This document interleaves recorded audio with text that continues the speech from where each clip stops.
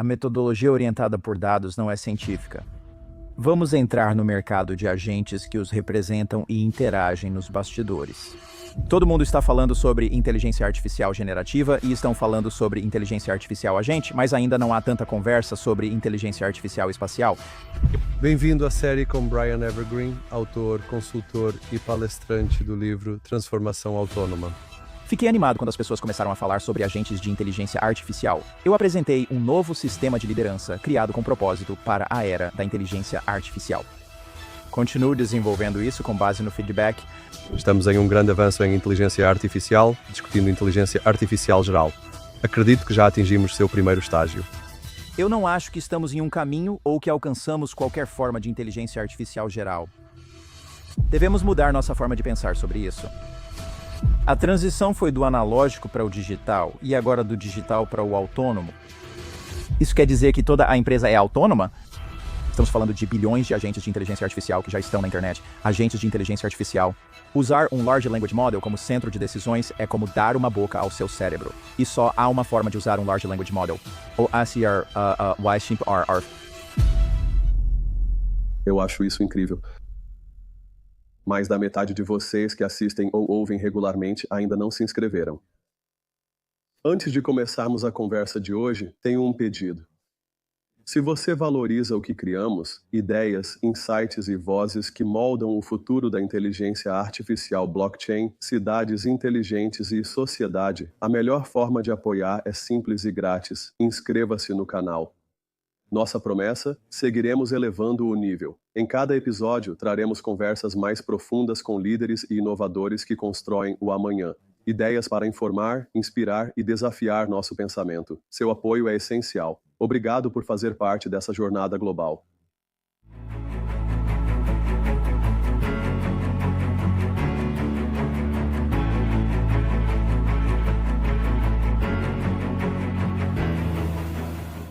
Bem-vindo ao podcast do YouTube de Diniz Guarda. Novamente, com o apoio de businessavc.net, wisdomia.ai e ctsavc.com. Mais uma vez, continuamos a apresentar líderes de pensamento globais e as personalidades que estão transformando e mudando o mundo em que vivemos. Especialmente, sempre fui muito curioso e animado para trazer para esta série verdadeiros agentes de mudança e personalidades que realmente estão impulsionando a forma como pensamos a tecnologia. A forma como pensamos inteligência artificial e, especialmente, como colocamos isso em prática também. Não é uma tarefa fácil com tudo o que está acontecendo neste exato momento, desde a disrupção tecnológica até a distopia da inteligência artificial. Mas também há muitas coisas boas acontecendo e eu acredito que o presente e o futuro dependem de pessoas como as que estamos apresentando aqui hoje. Estou muito animado para trazer para este canal alguém que é uma referência global e uma personalidade no campo da inteligência artificial e da tecnologia em geral. Dou as boas-vindas à nossa série para Brian Evergreen. Brian é uma personalidade que não se pode rotular, pois ele é autor, consultor e palestrante especializado em inteligência artificial e em todas as estratégias relacionadas a esse tema. Ele fundou a Future Solving Company, que pesquisa e orienta organizações na transformação com inteligência artificial. No que diz respeito ao seu trabalho, Brian é autor do livro Autonomous Transformation: Creating a More Human Future in the Era of Inteligência Artificial, reconhecido como a próxima grande ideia, leitura obrigatória do clube Must Read e um dos Fincus 50. Top 10 melhores novos livros de gestão de 2024. Em 2025, ele foi nomeado um dos 50 principais criadores de inteligência artificial da Edelman, que você precisa conhecer. Ele já aconselhou mais de uma dúzia de empresas da Fortune 500, aproveitando sua experiência em cargos em empresas como Accenture, Amazon Web Services e Microsoft. Na Microsoft, ele atuou como chefe global de co-inovação em inteligência artificial autônoma na Microsoft Research e liderou a estratégia de inteligência artificial para a Microsoft Estados Unidos da América. Brian é palestrante convidado na Kellogg School of Management e Wharton School, onde ensina liderança e estratégia de inteligência artificial. Desde 2023, ele atua como pesquisador sênior no Conference Board Economy Strategy and Finance Center, orientando executivos sobre transformação com inteligência artificial. Ele também é autor colaborador da Fast Company, VentureBeat e outras publicações. O trabalho de Brian foca na interseção entre inteligência artificial e liderança organizacional, fornecendo estruturas que já apoiaram mais de 20 bilhões de dólares em investimentos. Sua liderança já foi destaque na Bloomberg, Forbes, Fast Company, CEO VentureVid, Next Big Idea Club e Fingers 50. Então isso é só uma pequena parte do iceberg que é Brian. Brian, seja bem-vindo à nossa série. Muito obrigado. Eu estou... Animado por estar aqui e por ter essa conversa com você hoje. Então você é uma personalidade que tem uma formação fantástica, do Massachusetts Institute of Technology até Universidade Heidelberg e Universidade Azusa Pacific. Trabalhamos com grandes empresas de tecnologia. Gostaria de começar falando sobre sua trajetória. Então, você estudou teoria musical e acabou aconselhando empresas da Fortune 500 ou da Fortune 100. E, além disso, você é uma das principais personalidades em inteligência artificial. Então, um pouco do seu histórico, educação e como que você acabou chegando onde está agora. Sim, fico feliz em compartilhar. Eu comecei como um jogador de xadrez competitivo em nível internacional. Antes da música, ainda criança, jogava xadrez competitivo com crianças de vários países e representava os Estados Unidos. Participei do World Open. A melhor colocação que eu já consegui em um torneio foi o 3º lugar nos Estados Unidos. Joguei contra Josh Waitzkin e Hikaru Nakamura, para quem conhece o xadrez. O filme Em Busca de Bobby Fischer, dos anos 90, era sobre Josh Waitzkin e parecia mostrar um pouco do meu mundo na época. Aos 12 anos, precisei decidir: continuo no xadrez e faço ensino domiciliar? Ou eu me aposento do xadrez e vou conviver, sabe? Continuar perto de outras crianças, praticar esportes e coisas assim? Para mim, foi uma decisão fácil na época.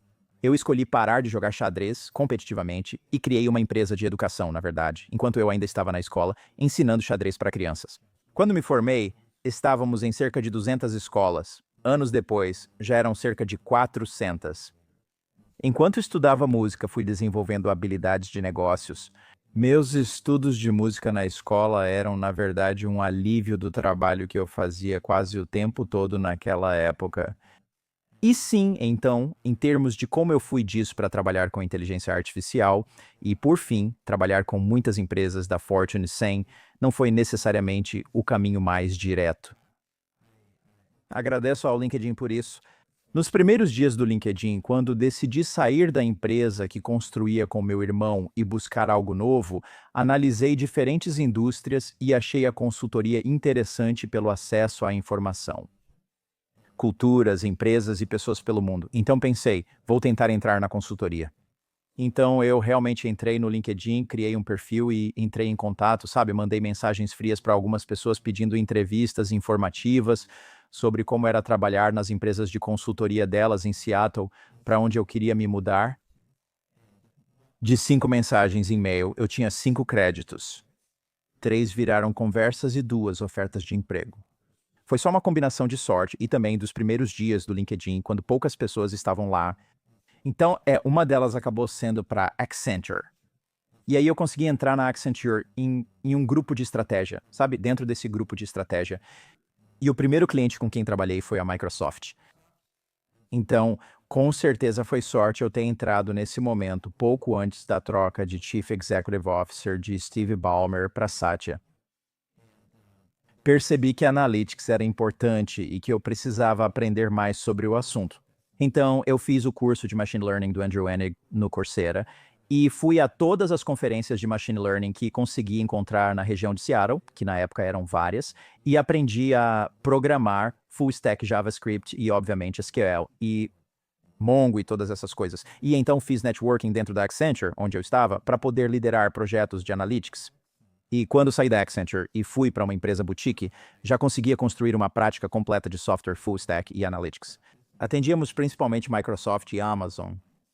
Depois entrei na Microsoft como líder de estratégia de inteligência artificial dos Estados Unidos da América, graças a um ex-cliente que virou Chief Technology Officer do grupo. Então sim, foi meio que um caminho inorgânico ou talvez turbulento até chegar lá. Mas muito disso teve a ver com a combinação de, como dizem, sorte encontra oportunidade e você está preparado. Sempre fui muito curioso, fiz networking e agi corretamente com todos que conheci. Assim, quando havia oportunidades, eles achavam que podiam indicar o Brian. O bastante dessas oportunidades deu certo para tornar minha carreira interessante e empolgante. Essa é uma ótima história. Muito inspiradora também. Então, eu tenho uma pergunta relacionada. Então, na 12, você saiu... Chaves. Então, um pouco sobre seus pais e sua educação desse lado, porque eu acho que uma das coisas, especialmente olhando agora, há uma sobrecarga de informação, tecnologia, e ter alguém que conseguiu manter seu empreendedorismo em estágio de serviço, e também a dinâmica do xadrez, que exige uma disciplina enorme e foco mental. Construir algo com seu irmão e depois iniciar no LinkedIn. Eu só sinto isso, né? Não sei se você quer falar sobre ou evitar algo pessoal, mas gosto porque as pessoas nos ouvem, às vezes complicam e adoro a simplicidade da sua história, direta e focada. Obrigado. Então, minha mãe era, ela não trabalha mais nessa área, mas ela era cientista de laboratório clínico ou técnica em laboratório médico. Ela trabalhava em hospitais analisando sangue e outras amostras no microscópio para identificar doenças e realizar diversos testes nas pessoas.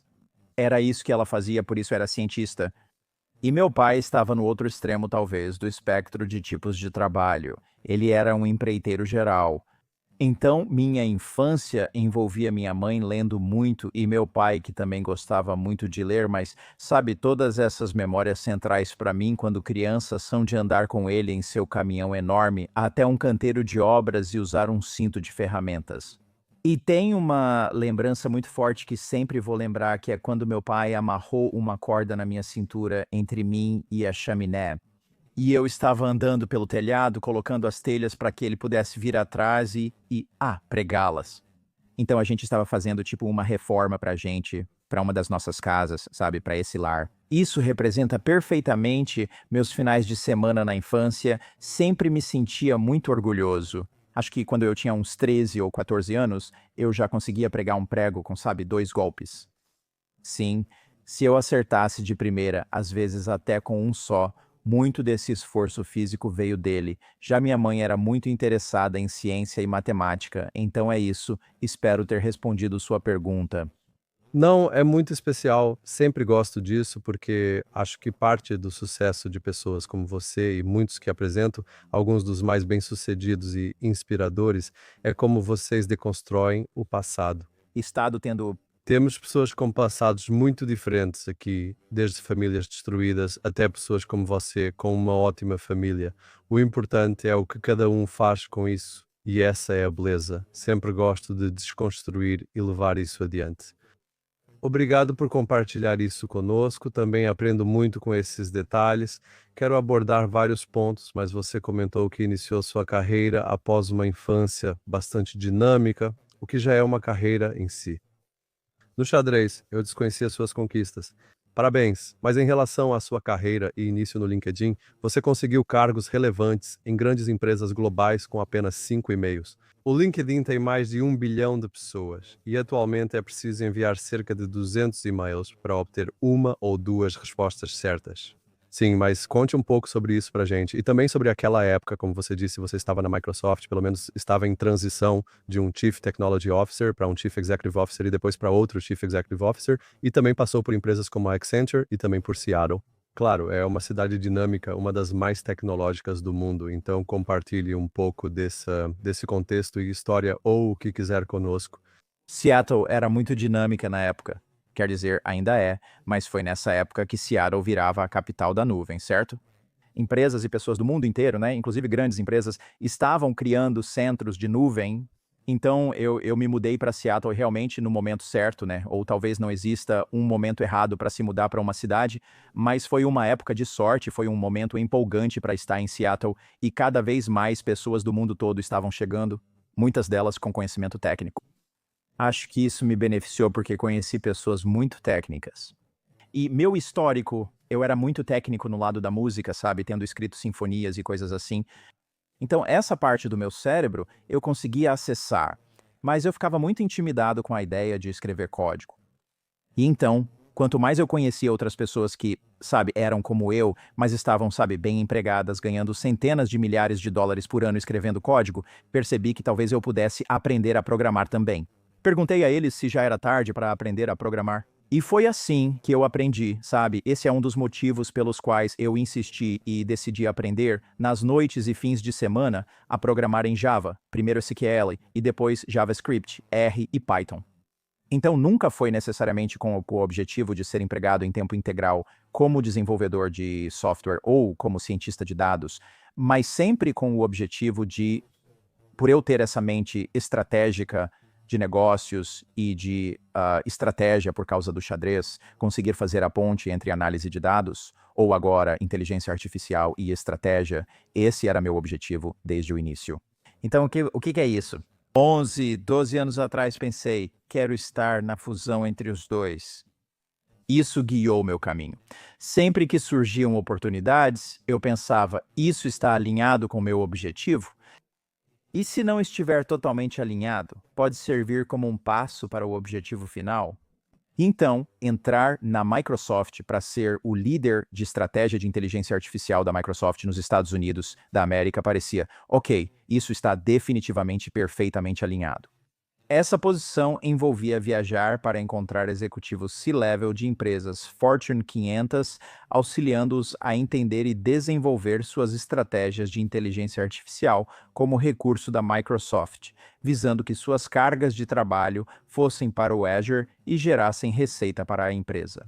Era algo único, pois, ao contrário das consultorias que são pagas apenas pelo período em que auxiliam na estratégia, era diferente. Esse é o produto deles. Agora ajudamos com sua estratégia. Veja o nosso. Boleto. Isso foi interessante porque na Microsoft não cobravam para que minha equipe e eu ajudássemos na estratégia. O objetivo era acelerar para que tivessem logo cargas de trabalho reais, com valor e em produção. Então era meio que uma iniciativa voltada para o futuro. E então eu era avaliado por quão eficaz a estratégia era para realmente criar valor no mundo real, em vez de simplesmente entregar um PowerPoint bonito que faz sentido, sem desmerecer outros tipos de consultoria. Era simplesmente uma posição muito única para se estar. Isso é fascinante e me leva a uma pergunta. Como alguém que esteve na linha de frente da inteligência artificial na última década ou até mais. No fim, a inteligência artificial atual tem menos de 10 anos devido a várias trajetórias diferentes. Então, como foi o seu início? Você mencionou a análise de dados, mencionou o código. Como você acabou se tornando o especialista que é em inteligência artificial e um pouco da sua trajetória nesse campo? No meu caso, tudo começou com minha paixão por ficção científica. Quero ouvir sua história e saber como vê essas ondas. Sim, então, eu diria que a minha paixão por inteligência artificial veio um pouco de uma perspectiva prática, eu diria antes de tudo, do trabalho. Estando em um ponto da minha carreira onde eu estava desenvolvendo habilidades básicas na Accenture e eu estava numa posição em que eu podia meio que escolher, sabe? E provavelmente, de modo geral, na consultoria, você meio que escolhe sua especialização. Sou gerente de projetos, vou tirar a certificação profissional de gerenciamento de projetos do Project Management Institute para seguir nessa carreira, ou posso atuar como analista de dados. Vou focar só nisso. Nos estágios iniciais da minha carreira em consultoria, percebi que as pessoas escolhiam especialidades e pensei, o que eu quero fazer? E eu olhei para o grupo de sócios gerentes em Seattle e percebi, ok, naquela época já tinha o guru de vendas e marketing e tinha, sabe, todas essas pessoas em diferentes posições com grande expertise. Pensei, talvez não haja um lugar à mesa onde alguém está sentado que tem aquele entendimento profundo de inteligência artificial e de estratégia, ou na época era de analytics e estratégia. E foi por isso que eu foquei nisso. E então, em termos de, sabe, eu acho que o motivo pelo qual eu consegui, primeiro, acho que é simplesmente uma curiosidade insaciável. Acho que qualquer pessoa pode achar difícil alcançar o conhecimento necessário para entrar ou virar líder em uma área. Na verdade, tudo está praticamente certo até agora se você quiser ser o maior especialista em implantar sites WordPress. Mas talvez não seja a melhor oportunidade, pois já é uma área conhecida, bem documentada e com muitos líderes. Mas se você olhar para um espaço em crescimento, como se dissesse, ok, inteligência artificial espacial, certo, por exemplo, e dissesse, eu quero ser um líder nesse campo. Bem, agora todo mundo está falando sobre inteligência artificial generativa e estão falando sobre inteligência artificial agente, mas ainda não há tantas conversas sobre inteligência artificial espacial. Mas provavelmente já existem algumas conferências surgindo. Há artigos em várias conferências que você vai ver, mas isso vai aumentar. E talvez no próximo ano, talvez daqui a alguns anos, haverá um grande boom onde todo mundo vai estar falando sobre inteligência artificial espacial e as pessoas que estão estudando sobre isso, fazendo networking com as poucas pessoas que já estão pesquisando nessa área, se conectando com elas, compartilhando suas pesquisas e postando sobre isso. Eles vão criar esses relacionamentos cedo, enquanto as pessoas pensam: que bom que você nota meu trabalho, algo que há 5 ou 10 anos pesquisando inteligência artificial a gente não acontecia, pois hoje já está em todo lugar. Se for o caso, você espera que reconheçam sua participação nisso. Então eu diria que essa é uma grande parte, acho que para mim, da trajetória de liderança, foi a combinação de ser insaciavelmente curioso, escolher algo que eu sentia que seria importante, mas que ainda não era exatamente o assunto do momento. Acho que o terceiro aspecto foi fazer bastante networking com as pessoas. Existe uma citação famosa que sempre esqueço, talvez do Emerson. Às vezes atribuem ao Twain, mas me disseram que isso é errado. Essa citação mostra que cada pessoa é de uma época diferente. Por isso ele disse: todo homem é meu superior. Por isso aprendo com ele. Eu adaptei para toda pessoa é meu superior de alguma forma. E por isso aprendo. E então, acho que ter essa mentalidade e estar em uma fase da minha vida e carreira em que eu podia fazer muito networking, morando em uma área onde algumas das pessoas que eu encontrava, por acaso, eram, por exemplo, o cara que colocou o S no Hypertext Transfer Protocol Secure. Seattle tem uma grande concentração de mentes brilhantes e talentos. Acho que isso foi outro fator, mas se eu só tivesse estudado por conta própria, lendo livros e fazendo cursos online, não teria funcionado. E se só tivesse feito networking e não voltado para casa para estudar o que ouvi, ler livros sobre o assunto e fazer cursos, também não teria chegado onde estou. Foi a combinação de tudo isso. Isso é fantástico e também traz uma inspiração sobre a importância do networking, de buscar os nichos, de acompanhar o que está acontecendo e de prestar atenção também. O desafio, às vezes, para empreendedores ou inovadores é prestar atenção aos detalhes das pessoas que estão fazendo as coisas. Quero encerrar a parte corporativa da sua carreira, pois sua trajetória ainda está só começando. Seus destaques incluem menção à Microsoft, passagem pela Accenture e transição do início no LinkedIn até cargos de destaque nessas empresas. E você mencionou antes muitas das ações que estamos tomando, como criar estratégias na Microsoft Azure e nas primeiras iniciativas de inteligência artificial. Como está indo, só para entender, né, isso foi antes da explosão da inteligência artificial generativa e de tudo que tem ocorrido nos últimos anos, mas para entender essa jornada nas corporações e como você percebe as pessoas enxergando a inteligência artificial, você sempre esteve na vanguarda e acho que muitos dos temas que discutiremos refletem isso. Muita gente não vai entender tudo, mas quem está no meu canal do YouTube provavelmente entende parte ou até mais disso. Mas só essa narrativa corporativa, porque eu sei que no momento nós temos de fato um grande cenário do ecossistema de startups, um grande cenário. Quero falar também da inteligência artificial espacial, que é bem mais avançada. Antes, um pouco sobre a inteligência artificial corporativa e suas narrativas. De uma perspectiva corporativa, ao encontrar essas empresas, meu primeiro pensamento foi: o objetivo era entender por que as pessoas não são como a inteligência artificial da Microsoft. A pilha tecnológica de 2019 já existia e estava pronta, permitindo que as pessoas obtivessem valor. Mesmo assim, sentimos que havia mais oportunidades além da adoção esperada. Então, o principal objetivo para mim era, ok, primeiro avaliar qual é o estado dessas diferentes empresas. O que está faltando? O que elas precisam para realmente conseguir liberar a quantidade de oportunidades que essas tecnologias apresentam? Então, meu pensamento inicial, porque até aquele momento eu estava no espaço de atuação, eu havia construído e liderado o desenvolvimento de várias soluções de inteligência artificial no valor de 5 a 200 milhões e acompanhei todas elas até o fim, guiando todas até a produção. Mas eu não tinha estado em uma posição de liderar a estratégia do ponto de vista geral da empresa. Então, isso era empolgante, novo e interessante. Pensei: já deve haver alguém trabalhando nisso e vou apenas aprender com o que essa pessoa fez. E foi aí que comecei a fazer networking com várias universidades e apliquei, de novo, essa visão de networking para tentar descobrir quem já dominava o tema de estratégia de inteligência artificial, para que eu pudesse aprender com eles e talvez construir em cima do trabalho deles. E o que eu descobri foi que havia pessoas realmente brilhantes trabalhando nisso e que já tinham feito algum progresso. A maioria das organizações na época tentava entender como aplicar o manual de transformação digital e aplicá-lo à inteligência artificial. Assim como a transformação digital do analógico para o digital, eles usaram esse conceito para modernizar aplicativos e decidir se deveriam estar na nuvem pública ou privada. E eles estavam expandindo isso para, ok, agora vamos envolver a inteligência artificial nesse mesmo guarda-chuva e aplicar o mesmo pensamento, o mesmo processo de raciocínio e o mesmo processo de priorização.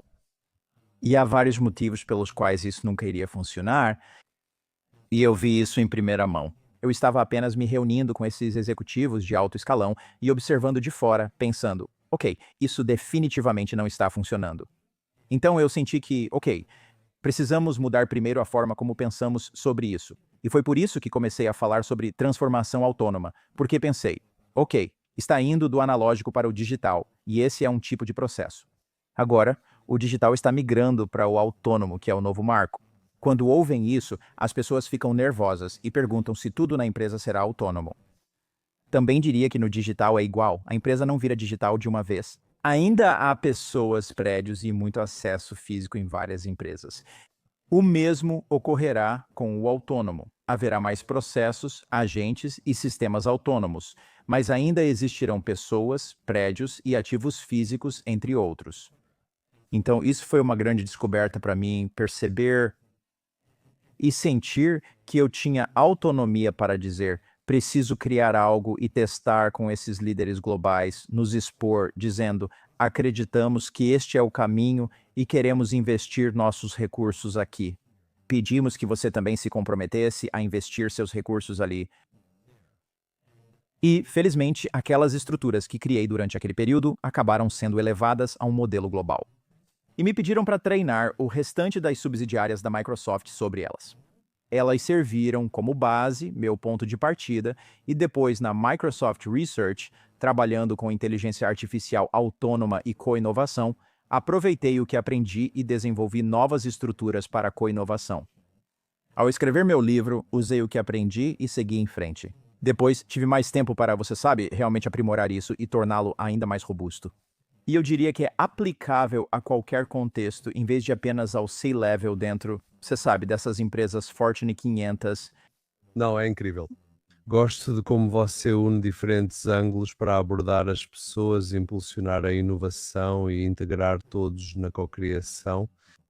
Então, da sua carreira no mundo corporativo, você foi para o solo, vamos colocar dessa forma, e você também começou sua carreira como palestrante global e personalidade na indústria, mas também lançou o livro Transformação Autônoma, criando um futuro mais humano no ano da inteligência artificial em 2023, e o livro, claro, ainda é muito impactante agora. Então, só essa transição de sair do mundo corporativo, começar a construir sua marca pessoal e... Assim como o livro, certo? Mundo corporativo, marca pessoal, livro, certo? Ao deixar o mundo corporativo e anunciar o lançamento do meu livro, muitas pessoas com quem trabalhei me convidaram para palestrar. Você quer vir nos aconselhar? Você quer vir fazer workshops, etc.? Mas eu pensei, acho que posso sair da Microsoft e fazer isso em tempo integral. E então, eu tive uma janela de 6 meses antes do lançamento do meu livro, e eu sabia que isso também abriria novas oportunidades. Saí da Microsoft em abril de 2023, e sim, e então quando chegou a hora, você sabe, o primeiro ano foi realmente interessante, eu disse sim para muitas coisas que, você sabe, não necessariamente tinham, não era como se tudo tivesse uma linha e um plano claros. Teve algumas coisas para as quais eu disse sim, porque pensei, ok, bem, estou tentando divulgar o livro, estou tentando fazer meu nome ser conhecido, então só vou fazer isso e ir falar naquele podcast ou evento onde às vezes falam sobre viagens, se parecer que há o número certo de pessoas ou algo assim. E então, no segundo ano, no final daquele ano, eu percebi, ok, eu preciso de... E durante esse tempo, voltando à segunda parte da sua pergunta, que era sobre marca pessoal, eu percebi, ok, eu estava me apoiando na marca Accenture quando eu estava lá. Quando fui para uma empresa boutique, experimentei como é depender de uma marca pouco conhecida. E então, eu voltei para a Microsoft e, novamente, pude me apoiar na marca Microsoft, por assim dizer. É muito fácil conseguir uma reunião quando você trabalha para algumas dessas empresas maiores. Pensei, agora que estou saindo, preciso definir minha marca e o que farei. Foi um grande aprendizado para mim, porque isso foi algo que fiz ao criar a marca da minha empresa. Como você verá, se alguém comprar o livro ainda está lá, acho que a contracapa me descreve como o Chief Executive Officer da empresa do bem lucrativo, que foi como inicialmente marquei a empresa de soluções para o futuro. E porque eu, no livro, falo sobre como existem pessoas que, no trabalho que fazemos, sabe, existe a ganância e existe o altruísmo, sabe, nos dois lados de um espectro. E muitas vezes as pessoas pensam que se você faz qualquer coisa que gera lucro, você deve ser uma pessoa gananciosa, sabe? E qualquer coisa sem fins lucrativos é automaticamente altruísta. Então eu tentei desconstruir isso no meu livro para dizer que, ok, você pode, sabe, existe sim. E ganância é quando você está disposto a sacrificar qualquer outra coisa para ganhar dinheiro.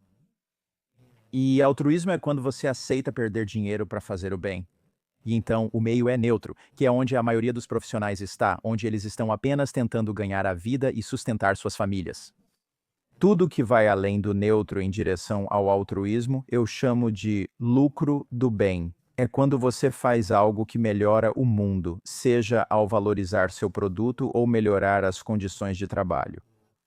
Entregar algo mais rápido não precisa estar sempre alinhado ao ambiental, social e governança, embora esse alinhamento seja claro e ambiental, social e governança represente o lado do bem. E então, com o tempo, percebi que estava recebendo feedback das pessoas de que, quando ouvimos lucro do bem, pensamos, bem, estou tentando fazer algo que torne nosso produto melhor, e não é necessariamente uma iniciativa focada em ambiental, social e governança.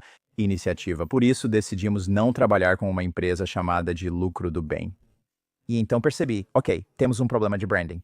Sobre seu ponto sobre a marca, nunca compartilhei antes que mudei o nome da empresa de lucro do bem para empresa que resolve o futuro. Como você escolhe um futuro para resolver, podemos falar sobre isso e focar em soluções para ele, não só em problemas. Tive alguns aprendizados sobre branding ao longo do caminho, e eu trabalhei na construção da minha marca pessoal no LinkedIn e também contribuindo para vários canais, como a Fast Company e outros. Então, é isso. E aí eu esqueci a terceira parte que você mencionou. A terceira parte fala do livro, que tem sido uma jornada incrível. Nele, apresentei frameworks, alguns das minhas experiências na Microsoft e outros totalmente novos. E ele foi selecionado para o prêmio Thinkers 50 Breakthrough Idea. E eu pude ir a essa gala incrível em Londres que eles organizaram. Apesar de não ter ganhado o prêmio, foi incrível estar lá e me conectar com tantos líderes em gestão global, como Amy Edmondson, Rita McGrath e outros. E então, com o livro, comecei a ensinar outras organizações por meio de workshops e afins sobre algumas das principais estruturas apresentadas no livro. Isso me levou, no primeiro ano após sair da Microsoft, a ensinar organizações sobre as estruturas e garantir que fossem o mais úteis possível. E então, no segundo ano, percebi, ok, agora, por volta dessa época, no ano passado, recebi o feedback de que mais de 20 bilhões de dólares em investimentos haviam sido estruturados. Com base nas estruturas que apresentei no livro, pensei, ok, está funcionando. As pessoas gostam das estruturas, elas são valiosas para elas, ótimo. Há um ano, decidi que era hora de construir para escalar, expandindo além de só eu participar do circuito de palestras. Indo às empresas. Então, fiz uma parceria com o LinkedIn Learning para criar um curso no LinkedIn Learning que foi lançado em outubro passado. Agora faço parceria com a Emeritus para criar um curso que pode ser adotado por toda a organização, caso queiram mudar o sistema de decisão para um modelo baseado em razões, uma das ideias do livro. E também tenho trabalhado com a Maven para criar vários cursos. Criei um curso de fundamentos para resolução de problemas futuros. Adorei ensinar, mas acabei pausando. E agora, Pascal Bournet e eu lançamos um curso de inteligência agente para líderes, que na verdade começa em abril. Então é isso, esse é um pouco do que tenho feito com base no trabalho do livro para poder continuar. Enxergo como se eu tivesse criado um novo sistema de liderança para a era da inteligência artificial. E eu continuo desenvolvendo isso com base no feedback e no que estou vendo ao aplicar realmente com as empresas. Então, isso continua evoluindo, mas o livro é definitivamente a base. Então vamos dedicar um tempo ao livro. O livro tem 8 partes, e eu sugiro que todo o público acesse os links para o livro, para a Wiley e para as diferentes coisas. Das 8 partes, você chega à 8ª das tecnologias de transformação de Tomás. E claro, você começa com os fundamentos. Então, sobre essa estrutura, e você mencionou o estudo de caso que os efeitos giram em torno de 20 bilhões de dólares em mudanças de estrutura e processo. Eu não era, mas virei fanático por processos. Ainda tenho muito a aprender, mas para quem está nos ouvindo, uma breve divulgação do livro para quem não conhece. Gostaria de saber sua opinião sobre as partes mais interessantes, pois adoro como você descreve, por exemplo, Shept como limpar a névoa digital, um dos maiores desafios, já que muitos entram nela e esquecem do que realmente importa. Por exemplo, a parte 6, projetar para a inevitabilidade, talvez seja a mais importante, como você projeta, especialmente agora, a inteligência artificial. Ok, vou fazer o meu melhor. Tem muita coisa aí. Para ser honesto, estou percebendo em retrospecto que provavelmente teria sido ainda mais eficaz do ponto de vista de vendas se eu tivesse restringido ainda mais o foco do livro. Meu objetivo era dar às pessoas tudo o que elas precisavam para realmente liderar e promover mudanças reais e significativas nesta era da inteligência artificial. E eu acredito que eu estou satisfeito com o resultado e empolgado com o conteúdo do livro. Mas ele é bastante abrangente e aprofunda um pouco em vários tópicos. Ele fala sobre pensamento e design sistêmico, citando, por exemplo, uma frase incrível de um autor. Mentor meu, Harold Nelson, que é um dos padrinhos do design sistêmico. E ele disse, o fogo não foi descoberto, mas projetado. E existe essa ideia de que eu acho que muitas vezes pensamos que é só seguir um processo e obter o resultado, quando na verdade precisamos ter a iniciativa de perceber que estamos realmente projetando o futuro do caminho, mesmo que seja em pequena escala, não precisa ser algo grandioso. Posso estar sozinho ou com uma equipe de 2 pessoas fazendo esse trabalho e posso redesenhá-lo para ser mais eficaz. Em termos de onde eu acho que começa, é com uma introdução a estamos em uma nova era. Estamos começando a ir além da transformação digital, entrando nessa era de transformação autônoma. E eu aprofundei um pouco ao descrever o que é a transformação autônoma, como ela é diferente da transformação digital. Então eu decidi ser um pouco ousado e adicionar algumas frases novas ali falando sobre uma reforma digital e autônoma. Todos falam constantemente sobre transformação digital. Mesmo que você diga que estou me conectando, na verdade não estou. Sei, uma torradeira que é digital, então, portanto, é eletrônica. Então agora isso faz parte do meu digital, certo? Qualquer coisa e tudo é rotulado como transformação digital. E então eu pensei, bem, o que fazemos com todas essas iniciativas onde você está indo do analógico para o digital, mas nada está sendo transformado? É basicamente a mesma coisa, mas agora é digital, o que é ótimo. Pode ser mais eficiente, mas é o mesmo processo ou valor sendo criado. Comecei, na verdade, com essa definição. Isso foi antes da inteligência artificial generativa, o ChatGPT não existia, então não pude receber ajuda da inteligência artificial, o que agradeço. E eu começo com a definição de trabalhar de trás para frente, e a palavra que atende a essa definição é, na verdade, reforma. E então, no livro, eu descrevo a reforma digital como o processo de melhorar algo, indo do analógico para o digital, melhorando um processo ou um produto sem realmente transformá-lo. Você não está mudando a natureza dele de forma alguma. Então, um ótimo exemplo disso seria a Expedia. O processo de reservar voos, hotéis e aluguel de carros é fundamentalmente o mesmo processo geral, mas agora é digital. Agora posso fazer isso no celular, muito mais eficiente do que usar um agente de viagens. É o mesmo processo subjacente, essa é a reforma digital.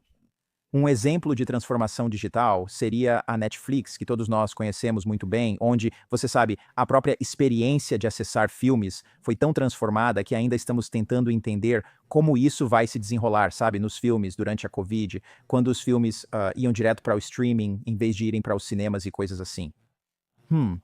A reforma autônoma, portanto, seria algo onde você está passando do analógico, ou do digital para o autônomo, porque digital não significa necessariamente autônomo mas ainda é o mesmo processo subjacente.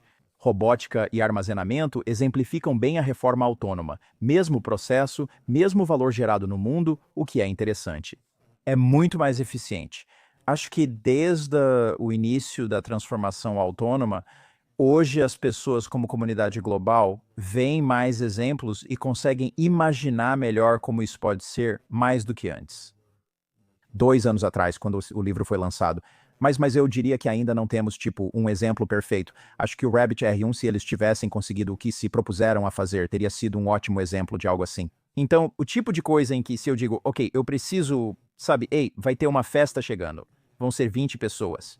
Eu quero fazer, sabe, esse tipo de jantar. Você pode garantir que todas as compras estejam aqui a tempo? Eu só estou dizendo essa frase para um agente autônomo de inteligência artificial e ele pode voltar para confirmar algumas das escolhas, mas também pode não voltar e então, sabe, no dia anterior à festa, todas as compras chegam e eu penso, até esqueci que tinha delegado isso para ele. E se você expandir isso para, sabe, toda a sua vida, eu acho que isso vai ser realmente transformador. Por fim, ressalto que transformação e reformulação partem do princípio de já haver algo que será mudado ou adaptado. Mas também há momentos em que você simplesmente precisa criar algo do zero. Então também acrescentei a palavra criação do lado de fora daquela grade da matriz. Depois expliquei no capítulo seguinte como isso se aplica, pois transformação é um meio, não um fim. Não é um objetivo, mas muitos têm no título Vice-Presidente de Transformação Digital. Não há problema nisso. Acho que como líderes às vezes pensamos, isso faz parte da transformação digital, então é certo e deve ser prioridade. Mas eu sempre, quero enfatizar que isso é um meio para um fim. Dependendo do seu objetivo, talvez nem precise de transformação digital para chegar onde quer. Se você está em uma organização de atendimento ao cliente e as pessoas odeiam, não poder falar com um ser humano, talvez você precise de uma forma de, reformulação ou até mesmo algo analógico, voltar atrás e colocar mais pessoas no seu suporte ao cliente, como a Klarna está fazendo. Então, eu acho que essa é uma clarificação importante. O caminho entre onde você está e onde quer chegar pode ser resultado desses esforços, que representam uma reformulação. Esse esforço aqui, nós vamos transformar um aspecto do que estamos fazendo para alcançar o objetivo final que estamos buscando. E tudo isso está só meio que no primeiro capítulo. Sobre o que falei de ser algo de grande alcance, há mais duas coisas sobre as quais acho que recebi mais feedback positivo. Você citou dissipar a névoa digital. Não vou detalhar, mas trato de várias falácias lógicas envolvidas atualmente no mercado. E isso foi há 2 anos e realmente, quero dizer, está muito alinhado com o que vimos desde que o ChatGPT foi lançado e com a quantidade de hype, barulho e burburinho que é realmente baseado em algumas dessas falácias lógicas, como a falácia da ladeira escorregadia, por exemplo, ou a falácia do apelo à autoridade. O fato de você ser uma autoridade em física não significa que você seja uma autoridade em inteligência artificial, certo? O fato de você ser um líder empresarial conhecido que conquistou coisas incríveis e talvez seja um bilionário, você pode ter autoridade em ganhar dinheiro ou em herdá-lo, dependendo de quem você é. Mas isso não significa que você tenha autoridade em inteligência artificial, blockchain ou seja lá o que for. Por isso, essa falácia do apelo à autoridade é frequente. Então eu compartilho algumas das principais falácias e como percebê-las e, como superá-las e proteger seus modelos mentais dessas coisas, como se fosse... Tem uma citação incrível de Michelangelo em que ele diz: "Eu vi o anjo na pedra e esculpi até libertá-lo." E eu acho que se pensarmos no nosso cérebro como esse bloco de mármore e formos cuidadosos com quem deixamos esculpi-lo, certo? Porque não queremos que o modelo errado apareça só porque estávamos lendo apenas os títulos dos artigos e pensando: "Meu Deus, isso vai tirar todos os nossos empregos, porque eu continuo vendo títulos de artigos sobre isso." Você acabaria com o modelo errado. Então, as duas coisas que eu diria que são provavelmente as mais únicas em termos de pensamento e liderança são, primeiro, fazer a transição de apenas resolver problemas para resolver o futuro. Resolver problemas é eliminar o que você não quer. Resolver o futuro é conquistar o que você deseja. Elas não são iguais. Muitas empresas fazem seu planejamento anual ou de 3 anos listando todos os problemas e escolhendo quais priorizar. Em vez disso, esquecendo completamente o sistema atual e perguntando: que futuro queremos ter para a nossa organização? Que valor queremos criar em primeiro lugar? Trabalhar de trás para frente desse futuro e perguntar o que precisa ser verdade para alcançá-lo é pensar no futuro para resolver problemas. Só menciono isso porque sei que estou compartilhando muito rápido e queria destacar esse ponto. Vou para o último, orientado pela razão. Então, acho que precisamos passar de organizações e sociedade orientadas por dados para orientadas pela razão, porque a metodologia orientada por dados é fundamentalmente não científica e eu posso provar isso. E a maioria das pessoas se surpreende quando eu digo isso, e eu não as culpo porque parece científico, já que tem dados.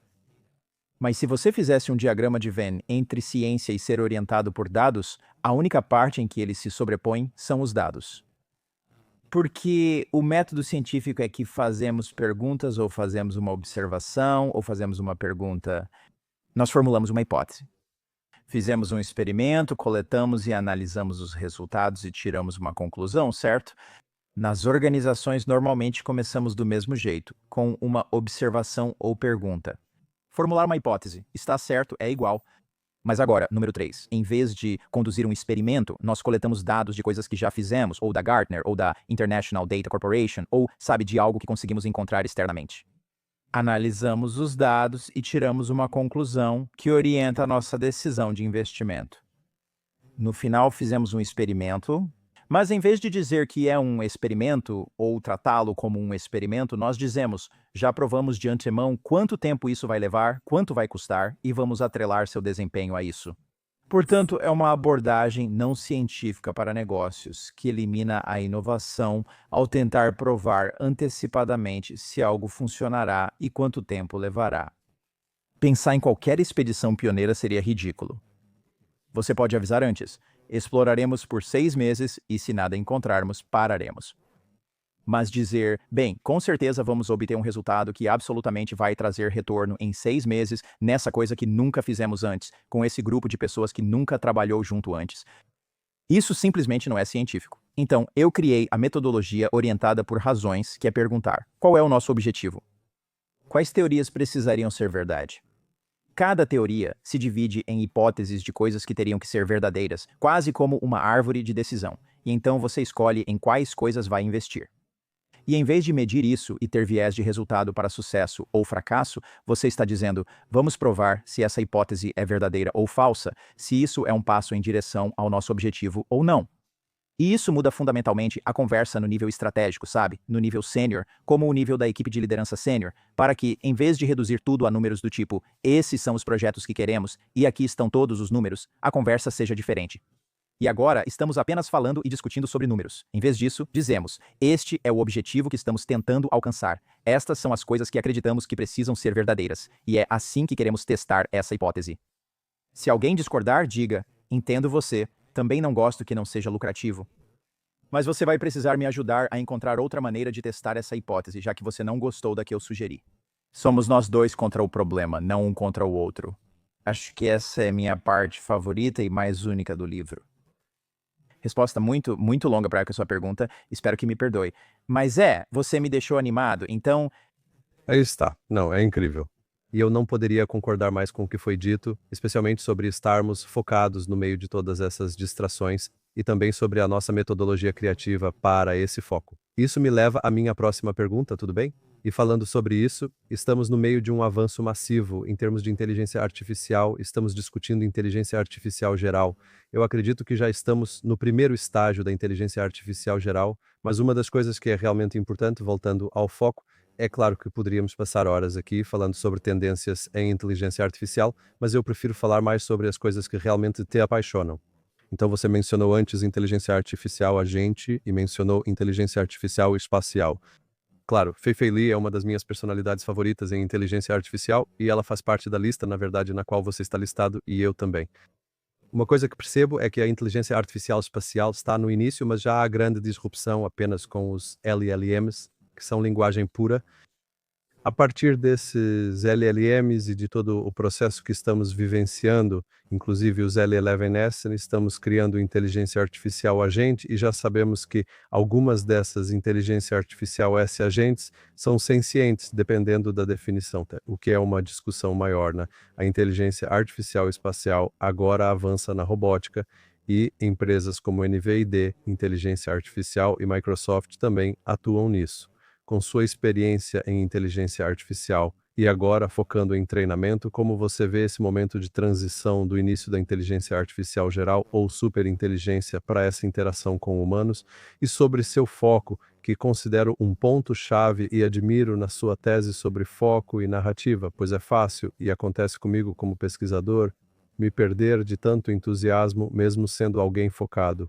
Gostaria de saber sua opinião sobre isso. ainda está no seu cérebro. Acho que isso realmente formou o jeito que eu penso em muitos aspectos. Então, e eu não percebi isso até mais tarde, quando percebi, você não pensa assim sobre, sabe? Ninguém pensa assim. Ok, não que eu ache que penso melhor do que qualquer outra pessoa de qualquer forma. Definitivamente não estou tentando me gabar desse jeito. Só estou dizendo que percebi depois todas as diferentes formas como isso moldou o jeito que eu penso. E isso é meio interessante de, sabe, mapear isso. Mas em relação à resposta para a sua pergunta, eu acho que sim. Primeiro, não acho que estejamos no caminho ou tenhamos alcançado qualquer tipo de inteligência artificial geral. E vou ser muito franco porque você mencionou isso. Parece que você acha que sim. Vou ser transparente e dizer que, pessoalmente, não vi nada que me desse essa impressão. Acho que o que acontece, na minha opinião, é que a gente confunde as coisas em muitos casos.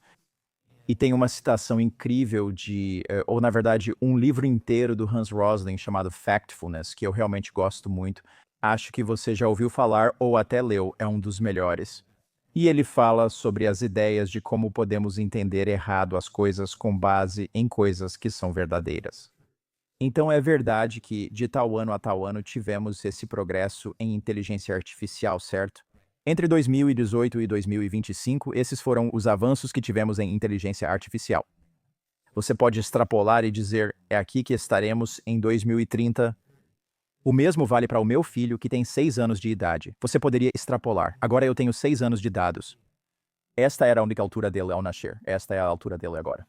Se eu usasse a metodologia baseada em dados para dizer o que os dados dizem que vai acontecer com essa criança, ele terá mais de 9 metros aos 18 anos, mas como humanos, sabemos que há uma curva em S nisso. Então, mesmo que no meio dessa curva em S pareça um taco de hóquei, ainda assim será uma curva em S. E é isso que eu acredito que está acontecendo. E muitos concordam comigo no campo de pesquisa de inteligência artificial, e há muitos que não concordam. Isso é firmemente dividido entre quem acredita que já alcançamos ou vamos alcançar a inteligência artificial geral e quem acha que não há base científica de que estamos indo nessa direção agora. Não estou dizendo que nunca poderíamos, mas não vejo que estamos nesse caminho. Acho que o desenvolvimento que estamos vendo é um acompanhamento.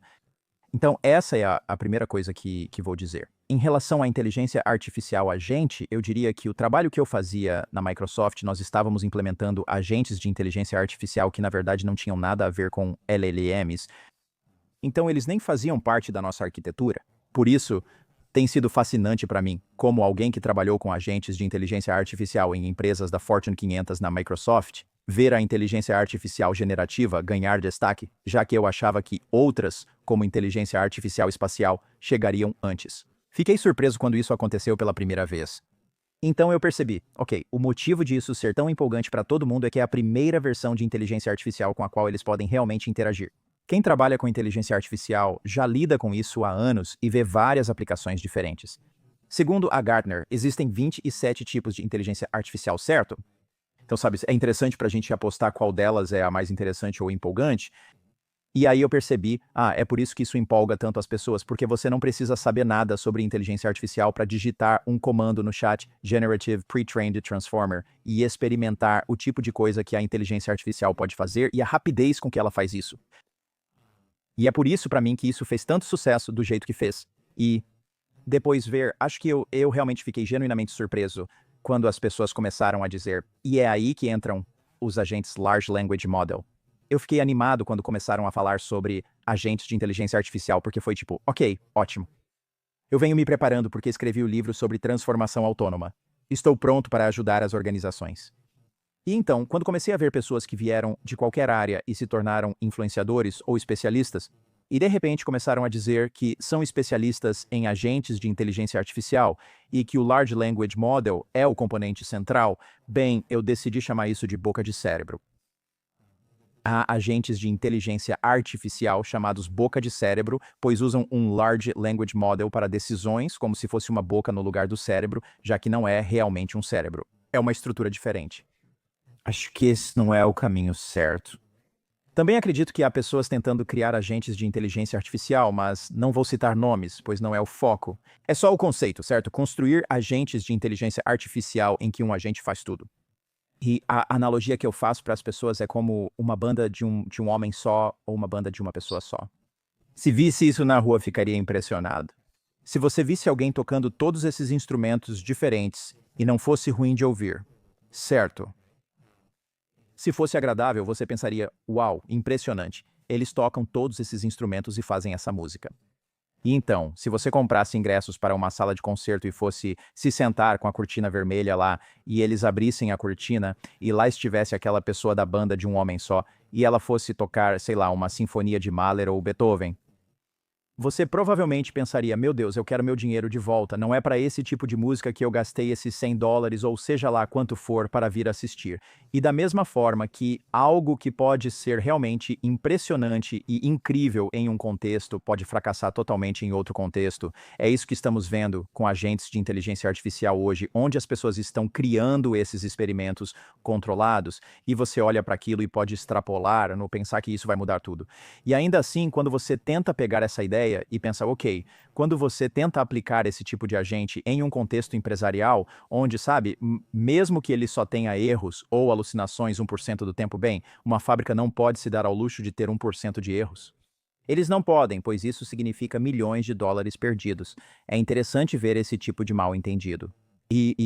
Então, para mim, o trabalho que eu estava fazendo e o que me deixa animado e esperançoso de que possamos avançar é com agentes de inteligência artificial que tenham redes neurais como cérebro. Basicamente, eles são treinados em uma habilidade usando aprendizado por reforço profundo em simulações orientadas por dados ou princípios fundamentais, como ambientes ou máquinas. Fizemos isso na Microsoft com várias empresas que desenvolvem uma habilidade, e a única maneira de você usar um Large Language Model é ou no processo de treinamento, porque você está criando mais dados simulados e dados sintéticos, ou para interagir com o agente de inteligência artificial, mas não necessariamente com as alucinações que estão no processo de tomada de decisão. Então, uma resposta longa para a sua pergunta de novo, não, mas esses são alguns dos meus pensamentos sobre onde há, eu acho, muita dessas conversas acaloradas no mercado hoje em dia, mas esses são alguns dos meus pensamentos. Sim, tem muita coisa. Provavelmente será preciso uma segunda parte do podcast, pois tudo depende da definição. Acho que são duas partes. Sobre o sistema de gestão integrada, acredito que já.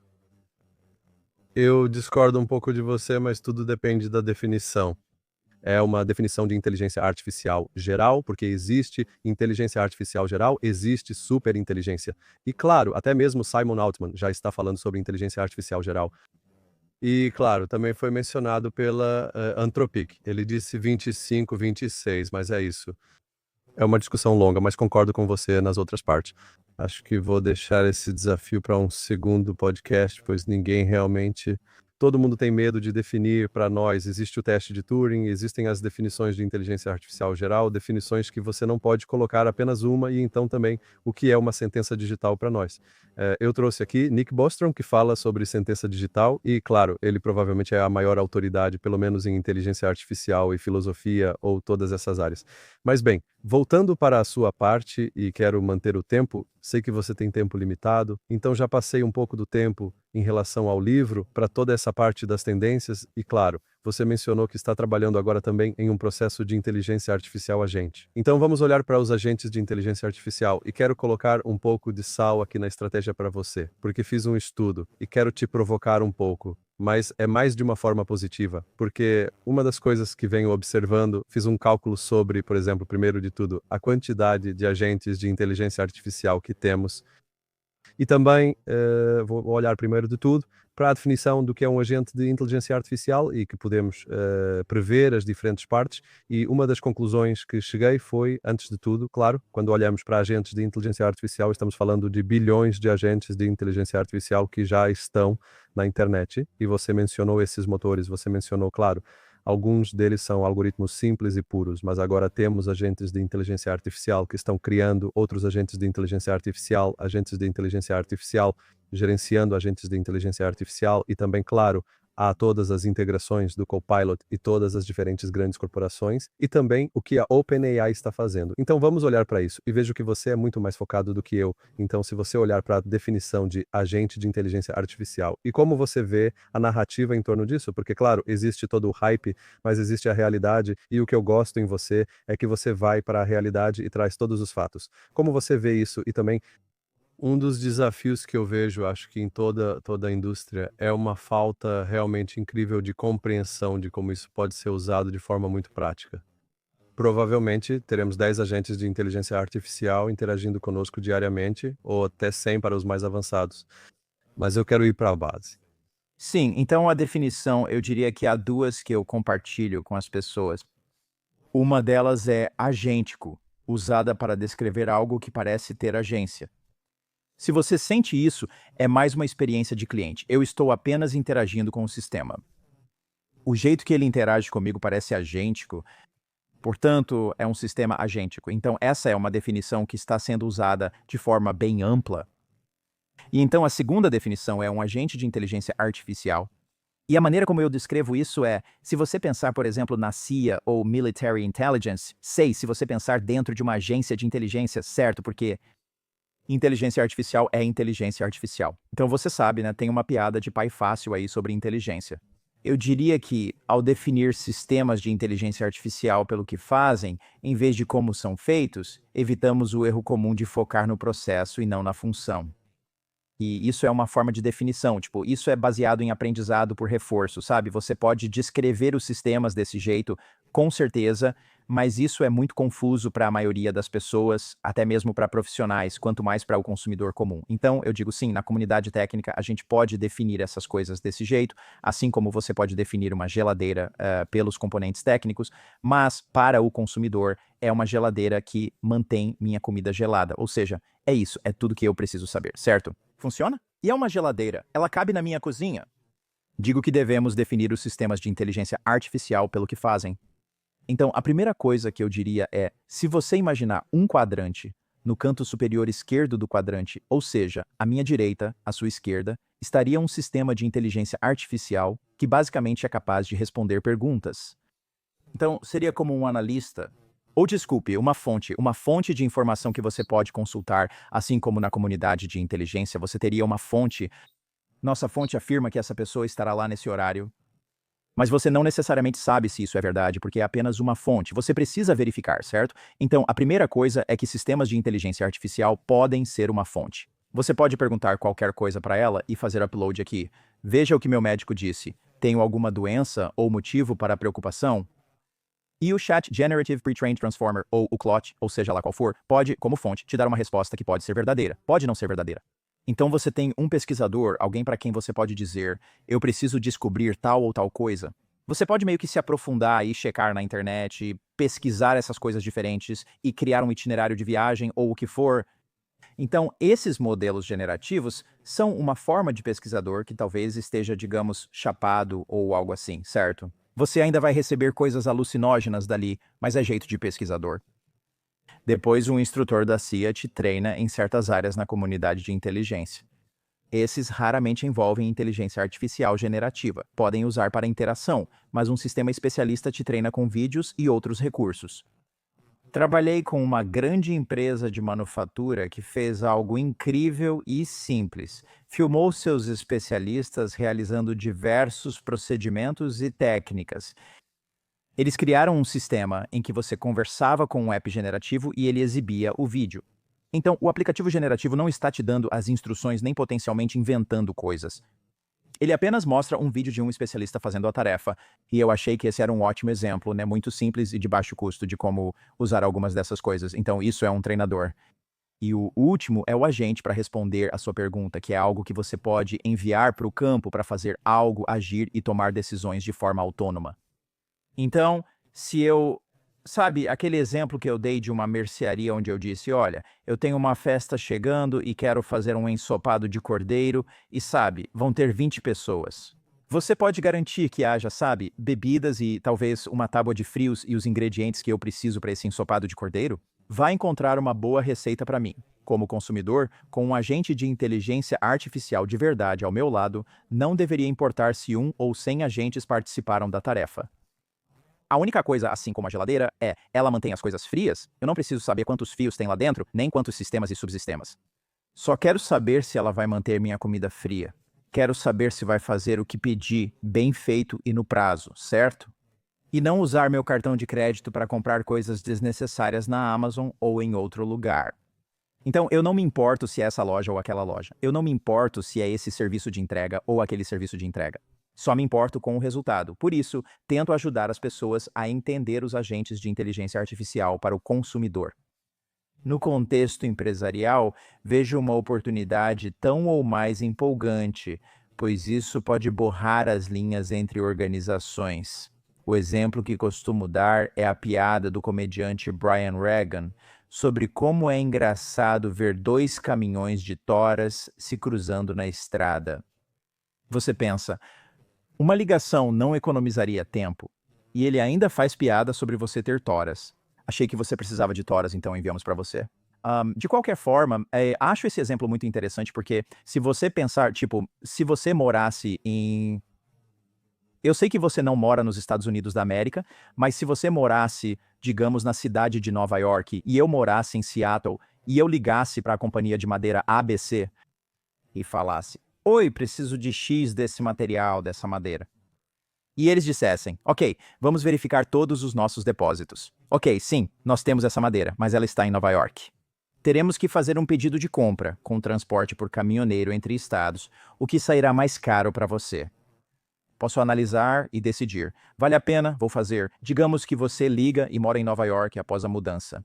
Quero dizer, agora você mora na cidade de Nova York e liga para outra madeireira, sabe? Madeireira XYZ. E eles dizem, ok, sim, nós temos. Eles verificam os depósitos deles. Nós temos essa madeira, ela está em Seattle. Então eles preparam uma ordem de compra e agora há 2 caminhoneiros. E estamos pagando um valor extra para ter 2 caminhoneiros em lados opostos do país, dirigindo por todo o país. É um desperdício de emissões. Tipo, há tantas maneiras disso ser ineficiente. Mas o motivo de ser assim é porque cada madeireira não tem tempo de ligar para todas as outras madeireiras e verificar todos os seus estoques. Isso levaria tempo demais. Mas na internet dos agentes, para a qual estamos caminhando em um mercado de agentes, toda organização pode ter agentes que a representem e interajam nos bastidores e ao longo das cadeias de valor, de modo que você pode realmente dizer que eles poderiam efetivamente negociar conosco como clientes. E eles receberiam uma comissão de indicação, então ambos se beneficiariam com isso. Não vejo problema nisso. Pela nossa experiência, não me importo se a madeira XYZ é realmente a origem da minha, desde que tenha qualidade, prazo e preço que preciso. O mesmo vale para você. Então, para mim, se você pensar nisso e extrapolar para outros setores, há ainda mais uma obsessão pelo cliente que estamos prestes a alcançar. Mas eu acho que há muitas organizações focadas em como vamos construir um agente de inteligência artificial. E elas estão focadas na experiência agente, no paradigma da internet dos agentes. Sim, há tipos de agentes que você experimentará como usuário, talvez vários.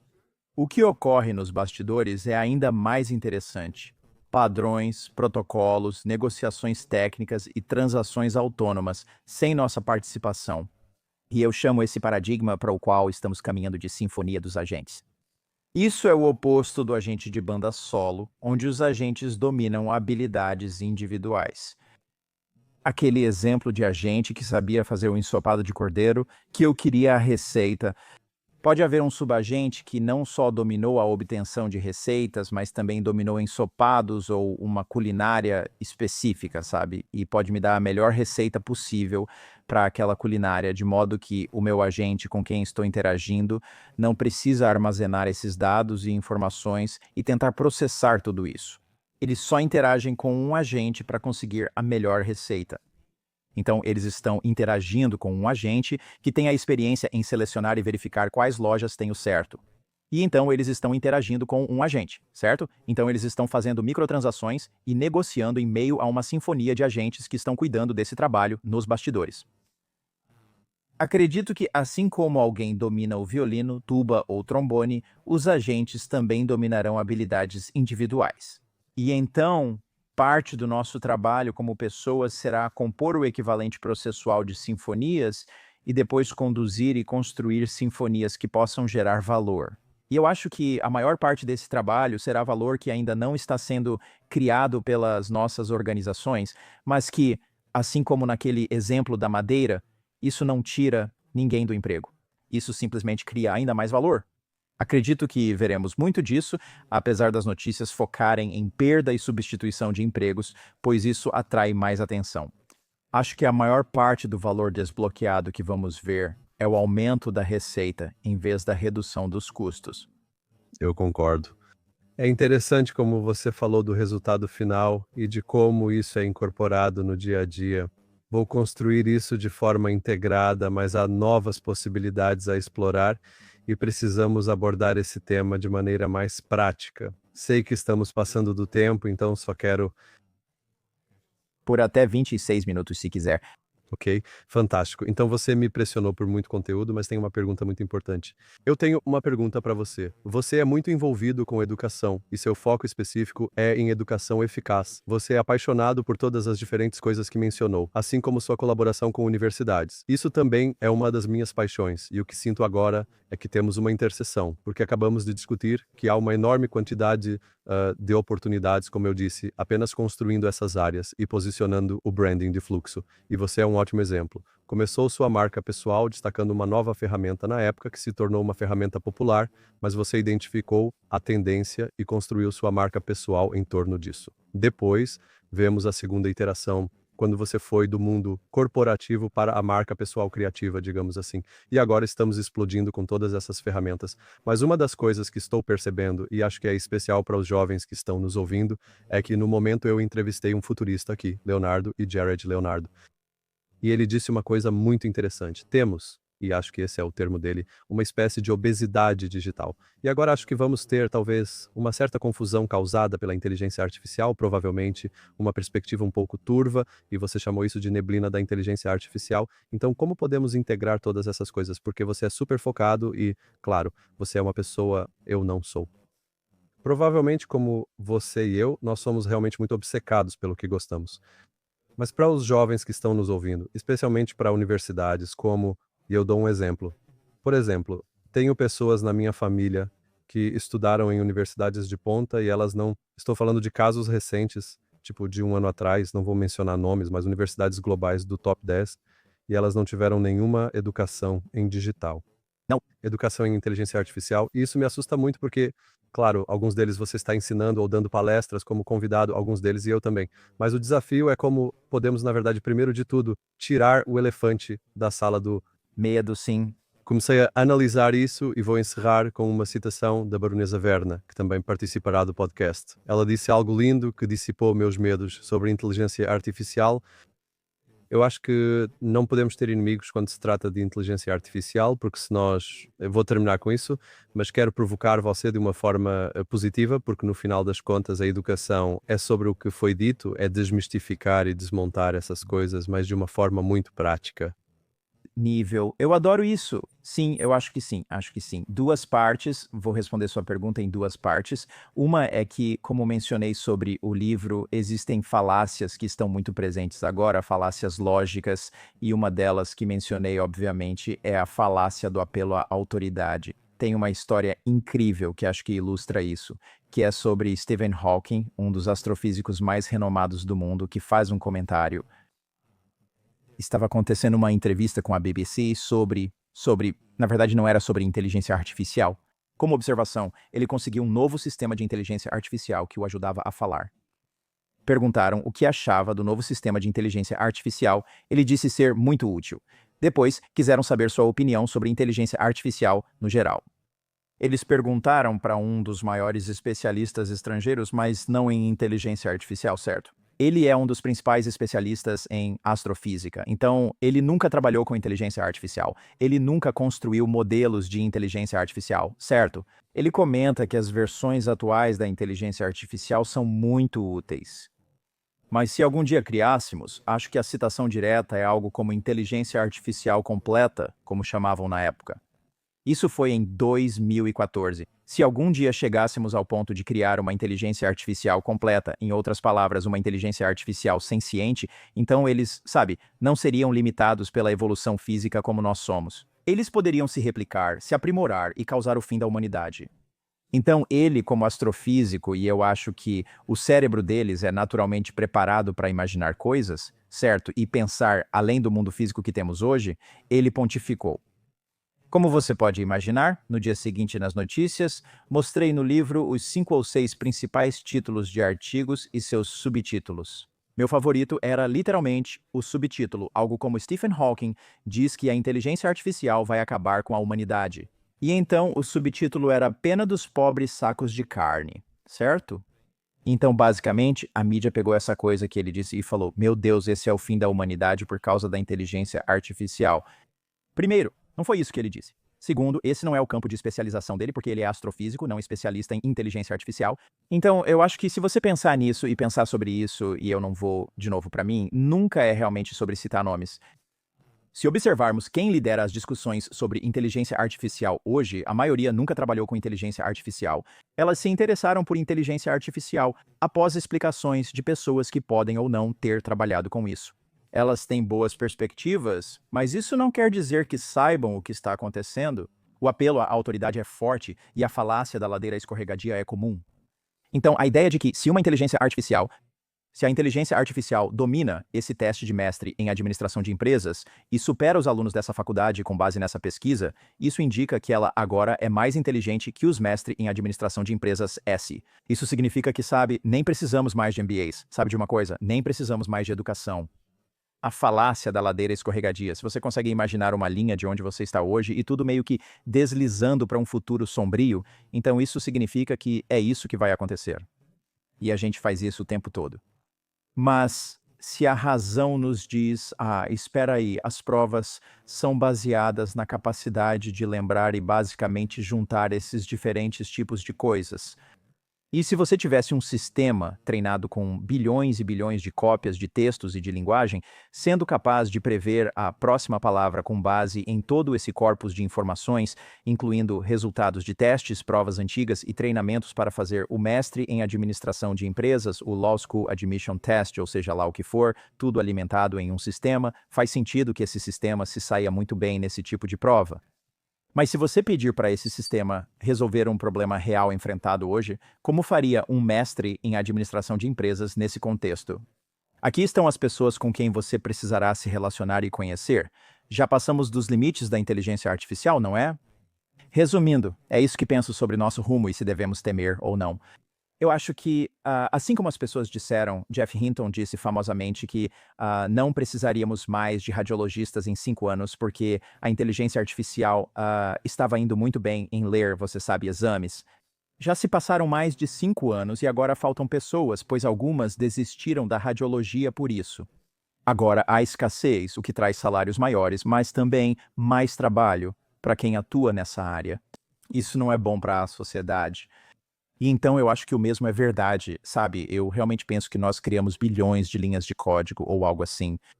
E bem, antes de tudo, qualquer pessoa que já escreveu software sabe que conseguir escrever as coisas de forma mais elegante e concisa é na verdade melhor do que a quantidade de linhas de código, mas a Amazon está vendendo produtos de inteligência artificial no mercado. Então, para eles poderem se gabar do que conseguem alcançar com inteligência artificial, pode ser facilmente visto por esse ponto de vista. Não estou implicando com a Amazon nem com outra empresa. Eu diria aos formados hoje, todas as organizações ainda precisam de pessoas trabalhando para elas. Até mesmo a Klarna, que foi a mais vocal sobre como demitiu pessoas, e agora a inteligência artificial pode fazer todos os trabalhos. E eu escrevi no meu livro sobre como as pessoas que apostam totalmente em tentar fazer inteligência artificial autônoma para tudo vão acabar se arrependendo. No mês passado, se não me engano, ele tuitou algo como: percebemos que precisamos contratar mais, pois a inteligência artificial não substitui a conexão humana no atendimento ao cliente. Agora, os mais vocais e o McDonald's automatizou tanto que chegou a ter um drive-thru totalmente sem humanos. Havia pessoas na cozinha, mas o drive-thru era totalmente autônomo. E acontece que mesmo nesse pequeno ponto de contato de falar com uma pessoa para pedir sua comida e receber seu pedido, as pessoas ainda querem essa conexão humana. Microsoft e McDonald's desistiram do experimento e não investem mais em drive-thrus autônomos. E eu fico agitado com isso porque acho que há tanta coisa por aí que faz as pessoas sentirem medo por seus empregos ou por suas perspectivas. Ainda precisamos de pessoas. Sobre transformação e educação digital, felizmente muitos já têm bastante exposição a essas tecnologias, ao menos como usuários. E o que eu diria é que toda a minha experiência em me tornar, sabe, em entrar no trabalho que faço, pelo menos chegar a um nível de competência onde eu realmente pudesse atuar na área, veio de cursos gratuitos ou muito baratos na Coursera, Codecademy. O Maven não existia naquela época, mas também é um ótimo recurso. Na verdade, eu criei um curso no Maven com outros 5 especialistas líderes em inteligência artificial chamado Como Entrar em Inteligência Artificial. É apenas uma série de entrevistas com cada um de nós, contando nossas histórias de como realmente entramos em inteligência artificial, quais habilidades desenvolvemos, como fizemos networking e assim por diante. Acho que há muitos recursos para ajudar com isso. Alguns modelos mentais e estruturas de pensamento aprendidos na escola ainda serão valiosos. E eu acredito que essas escolas estão investindo para também poder adicionar esse tipo de conteúdo em seus currículos.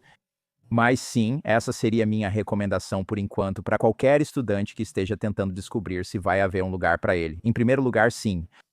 Em segundo lugar, talvez você precise construir esse lugar. Talvez você precise ajudar as organizações a avançarem.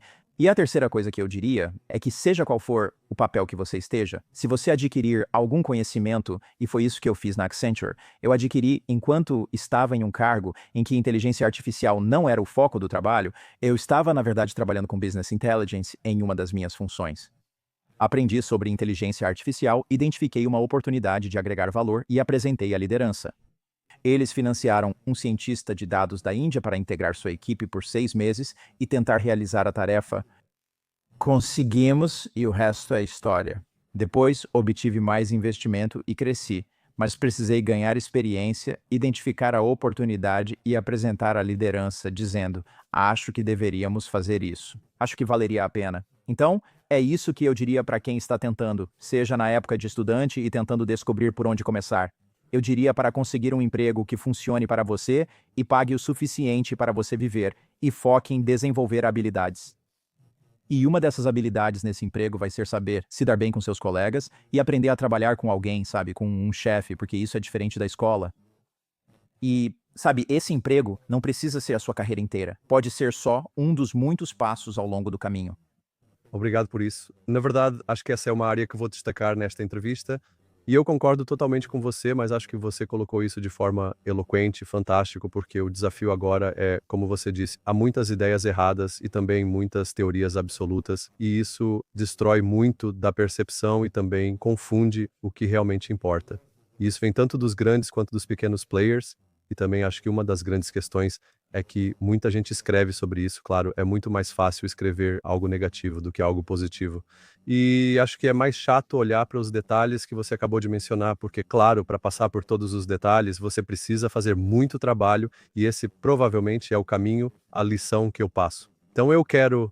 E sei que temos 14 minutos, então nessa parte do chato, e na verdade isso é uma coisa que até eu, como empreendedor, acho que falhei muito e gosto disso também. Na verdade, escrevi muito sobre fracasso, é que o fracasso é uma tendência que normalmente acontece, claro, né, às vezes quando você está em um processo de alcançar algo muito ambicioso, e claro, sua pesquisa não está preparada, e isso faz você falhar, mas para mim isso é um teste e erro que ajuda você a seguir em frente, porque se você não falhar, isso só significa que as únicas pessoas que não falham são aquelas que não fazem nada, como o Cadete disse, eu falhei 1000 vezes, seja lá quantas forem, e continuo tentando, mais ou menos.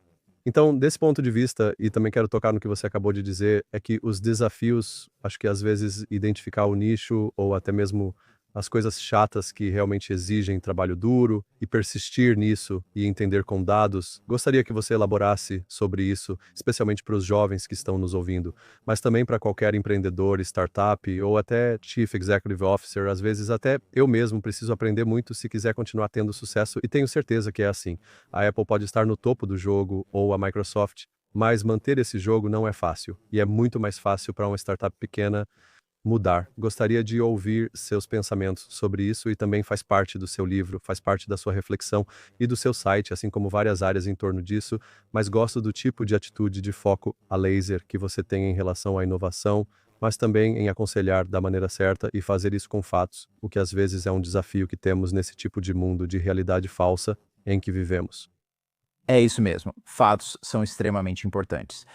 Eu diria que se você quer contratar alguém que vai te dizer que consegue fazer o trabalho em essa quantidade de tempo com esse orçamento, você sabe que vai encontrar alguém disposto a fazer isso e eles estão prontos para pegar o seu dinheiro, certo? E às vezes é mais fácil contratar esse tipo de coisa, esse tipo de pessoa ou esse tipo de equipe. Mas eu diria que o que estamos realmente enfrentando é que estamos em uma era de pioneirismo de verdade, é realmente o Velho Oeste globalmente, não só como o Velho Oeste americano, certo? É uma experiência global de, ok, o grande desconhecido. Essas montanhas são como um planeta novo que não sabíamos existir. Nós temos acesso a isso, mas é só isso, né? Não sabemos que animais vivem lá, não sabemos nada, certo? É uma versão disso quando se trata de inteligência artificial. Nesse paradoxo, se alguém dissesse que em 6 meses catalogaria todos os animais, você pensaria que essa pessoa não sabe do que fala. E isso é o mesmo, eu diria, com inteligência artificial. Se você tem uma grande empresa ou até mesmo uma pequena e alguém diz, ah, sim, em 6 meses a gente consegue fazer isso, vamos implementar vários modelos, blá, blá, blá, provavelmente eles só estão tentando fechar a venda e esperando conseguir criar confiança suficiente com você e mostrar progresso o bastante para que você dê mais liberdade para eles depois. Mas alguém que logo de cara diz, ok, isso vai levar um tempo. Você nunca fez isso antes e não assim. Primeiro pergunte, qual é a visão? Tipo, que valor você está tentando criar em primeiro lugar? Porque sei que, para mim, uma das maiores coisas que impede criar valor de verdade, quando as pessoas querem começar com um caso de uso, dizem, esses são alguns exemplos. Sentamos, fizemos um brainstorm e pensamos em usos de inteligência artificial para tornar nosso negócio mais eficiente. Gostaríamos que você fizesse uma proposta sobre eles. Eu costumo questionar e dizer, ok, imagine que estamos reformando uma casa. Chego, Denise, na sua casa e digo, estou com meu martelo e serra. Vamos pensar em como melhorar sua casa juntos, analisando alguns casos de uso. Será que poderíamos usar uma serra nisso para melhorar as coisas? Será que poderíamos usar um martelo? Você pensaria que sou maluco por começar uma reforma assim e acharia que não é uma forma inteligente de fazer isso. E se perguntássemos, ok, o que você quer mudar na sua casa? E você diz, bom, eu quero um chuveiro maior, ou gostaria de juntar esses dois cômodos e ter um cômodo maior, ou mais espaço de bancada na cozinha. E se você começa por aí, isso muda as ferramentas que eu vou trazer. Isso muda quanto vai custar e quanto tempo vai levar. Então, a primeira coisa que eu digo é que nós temos uma carência como sociedade, onde existe uma lacuna de visão, onde as pessoas precisam ter uma visão do que realmente querem alcançar em primeiro lugar, baseada na sua competência central. Isso não pode ser terceirizado nem delegado a McKinsey ou outros. Você pode. Eles vão vir e tentar te ajudar, mas eles nunca vão ter o contexto cultural e, sabe, a rede neural, simplesmente a rede neural que você tem no seu próprio cérebro sobre o que seria realmente a próxima melhor extensão de valor entre você e os clientes que confiam em você e compram de você. Então, eu acho que essa visão, ela tem que vir de dentro da organização e os consultores podem ajudar a facilitar isso, mas, na minha opinião, deve vir de dentro. E então, acho que uma vez que tenhamos essa visão, podemos conversar sobre o que seria necessário para alcançar essa visão. Que papel a inteligência artificial, o blockchain ou outra tecnologia poderia ter para alcançar essa visão? Isso responde ao seu ponto sobre meu foco. Eu acho que os casos de uso são uma distração, porque um caso de uso pode te dar a sensação de que você está realizando algo, mas na verdade você pode estar apenas melhorando um processo que na verdade deveria ter sido totalmente substituído. Você pode tornar o processo 5% mais eficiente, mas substituí-lo totalmente para atender melhor clientes internos ou externos o tornaria 100 vezes mais eficiente. Bem, isso não é uma boa troca, mas olha, você tinha um caso de uso em mente, certo?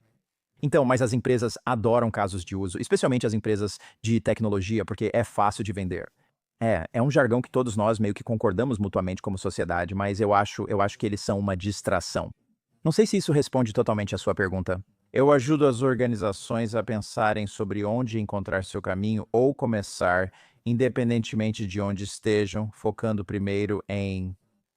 Há muitos líderes de pensamento em inteligência artificial por aí que vão dizer, você precisa ser inteligência artificial primeiro. Pergunte tudo para a inteligência artificial. Comece com inteligência artificial. E eu diria, não, você precisa priorizar o valor, você precisa priorizar o cliente. Pense, o que fazemos ou poderíamos fazer para melhorar esse processo ou coisa? E como você disse antes, não importaria se fosse chato ou não. Enquanto todo mundo tentava criar o próximo Uber, enquanto o Uber já era Você sabe, o Uber e o DoorDash já estavam trabalhando para dominar o mercado. O Lyft também. Algum engenheiro de software na Universidade de Washington criou um aplicativo bem menos chamativo que ajudava salões de beleza a permitir que as pessoas agendassem horários. Agendava horário em salão de beleza pelo celular, ganhava alguns centavos por transação e hoje é multimilionário, pois fez algo nada empolgante e que não o colocaria na capa de revista, mas trouxe valor adicional ao mercado. Algo inédito. Havia uma necessidade clara. Esse tipo de exemplo acho empolgante quando as pessoas priorizam o valor e depois avaliam se a inteligência artificial tem um papel, em vez de começar pela inteligência artificial e tentar encaixá-la. Ah, eu adoro isso, acho que é realmente o ponto principal e é assim que você faz a engenharia reversa do desafio para seguir em frente, porque é muito fácil falar. Mas como você disse, existem tantas teorias e você pode se perder. Eu já passei por isso várias vezes, como a gente realmente pode se perder porque quer tentar tudo e não pensa nos diferentes passos disso. Então, eu sei que eu estou chegando na minha última parte, então quero que as pessoas saibam um pouco sobre o que você está fazendo. Existem duas iniciativas que eu realmente adoro e estão no seu site bryanevergreen.com. Uma é a Future Solving Company World Tour 2025, que eu gostaria que você compartilhasse com a gente. E a última, que talvez seja ainda mais legal, pelo menos para quem curte música, é a Snoop Dogg's Tomorrow Summit, da qual você também é um dos co-anfitriões. O que, claro, é muito legal considerando tudo isso. Então, conte pra gente sobre isso para as diferentes pessoas que estão nos ouvindo. Certo. Vou começar pelo Snoop Dogg's Tomorrow Summit. Estou co-apresentando um summit com o Snoop Dogg no complexo dele em Los Angeles. E vai reunir líderes de negócios, tecnologia e Hollywood para ter uma conversa apartidária sobre o futuro. E afinal, para qual futuro buscamos soluções em entretenimento, negócios e cultura? Então teremos uma série de conversas ao pé da lareira. Vai ser transmitido ao vivo. Haverá vários painéis ao pé da lareira, cada um sobre o futuro de um tema. Então, futuro da música, futuro da inteligência artificial, futuro do trabalho, futuro do design, por exemplo, onde vamos apresentar líderes nessas diferentes áreas. Como Snoopy vai liderar a conversa sobre o futuro da música, obviamente. Então, é algo que estamos realmente ansiosos para ver. Estou realmente ansioso por isso. Então, a outra coisa, a turnê mundial é outra das coisas que estou fazendo. Continuo fazendo palestras principais e dando consultoria. E agora eu tenho alguns cursos na Maven. Aquele que mencionei antes com Pascal, chamado Inteligência Agente para Líderes, está sendo lançado e já está disponível.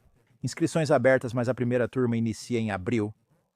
Há também o Como Conseguir uma Inteligência Artificial, voltado para quem está começando ou deseja transição de carreira.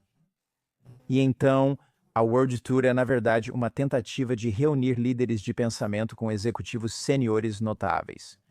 E existe esse tipo de lacuna, onde há festas de tecnologia para pessoas que estão mais no início da carreira. Há essa lacuna entre executivos seniores nas organizações. Frequentemente, bem, primeiro, eles geralmente são muito ocupados, mas muitas vezes não têm a oportunidade de se reunir com outros executivos seniores em cargos semelhantes no seu mercado local. Nós combinamos isso com um líder de pensamento. Se você está em um mercado onde, por exemplo, Rita McGrath está baseada, reunimos líderes de inovação para um jantar ou café da manhã, onde podem ouvir um dos principais nomes desse setor. O objetivo da turnê mundial é fazer parcerias com várias empresas para definir cidades, temas e o perfil das pessoas que vamos reunir. E ainda temos espaço para alguns parceiros, caso alguém tenha interesse. Quem quiser se juntar a nós, acesse bryanandbreen.com/exec-community, se não me engano. Posso encurtar para facilitar. As pessoas podem dizer: sou vice-presidente ou executivo C-level, moro nesta cidade e gostaria de participar de um café ou jantar very important person se vierem aqui. Assim, podemos incluí-los na lista. Obrigado, vamos adicionar todos os links mencionados. Brian, é uma honra tê-lo aqui, estou muito animado. Várias coisas que você citou são mais críticas do que nunca para todos que nos ouvem, então, antes de tudo, verifique os efeitos. Eu sei que vivemos uma época em que isso pode parecer menos relevante, mas é mais importante do que nunca, pois há muitas oportunidades e inspiração, como os livros, As pessoas podem acessar brianevergreen.com, onde há muitos materiais, palestras, consultorias, workshops, recursos e contatos citados por Brian. É uma honra, encerro por aqui. Igualmente, tempo. Desejo muito sucesso e acredito que esta é só a primeira etapa. Quero ir para a próxima. Obrigado. Eu adorei, sinto o mesmo. Muito obrigado por me receber. Obrigado.